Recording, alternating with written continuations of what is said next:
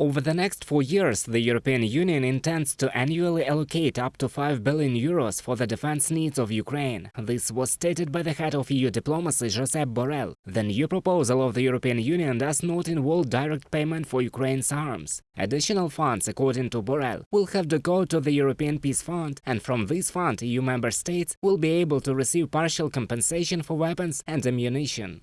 We have to provide anti-aerial capacity. If the Russians are using drones, we have to provide them with anti-aerial capacity to destroy these drones. They do. But the massive attacks of these last 3 nights require from our side an answer. The answer can only be one, apart from rhetoric: providing more military resources. According to Politico, referring to European diplomats, the European Union intends to approve a new plan to support Ukraine by autumn.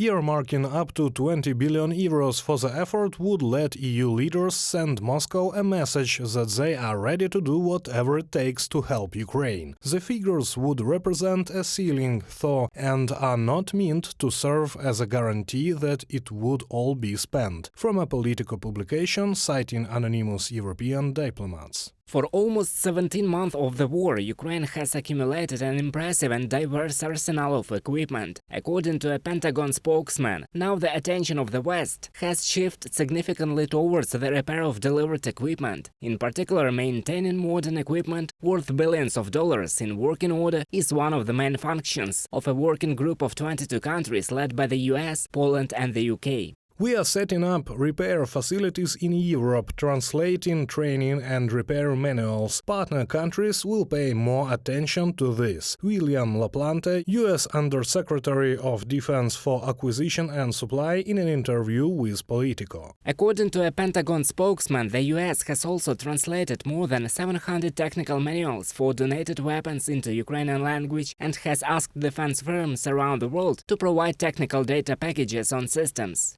At the same time, the British government signed a contract with the British defense company for $60 million for the repair of Challenger 2 tanks and other combat vehicles transferred to Ukraine. As for the Leopard tanks, according to Politico, the repair workshop will most likely be launched in Germany and Lithuania, and not in Poland as previously said. And I really want to pay tribute to the Ukrainians. We make sure that they have everything they need. And if the parts need to come from a country on the other side of the world, we provide delivery. This maintenance accounts for most of the work currently being done. William LaPlante, U.S. Undersecretary of Defense for Acquisition and Supply, in an interview with Politico. Following the meeting of the contact group in the Ramstein format, U.S. Secretary of Defense Lloyd Austin stressed that Western partners should continue to supply weapons and support Kyiv. We're seeing Ukraine make progress, and Russia's losses continue to mount. The Ukrainian people have shown outstanding courage as they fight for their country. The United States is preparing to transfer American Phoenix Ghost drones, Australian air defense systems, as well as radars, sensors and analysis systems to Ukraine. The new military aid package is estimated at almost $1.5 billion. In addition, according to CNN, the United States will soon provide another aid package to Kyiv in the amount of more than $400 million. Reported by Roman Smoler, Христина Домбровська, UATV News.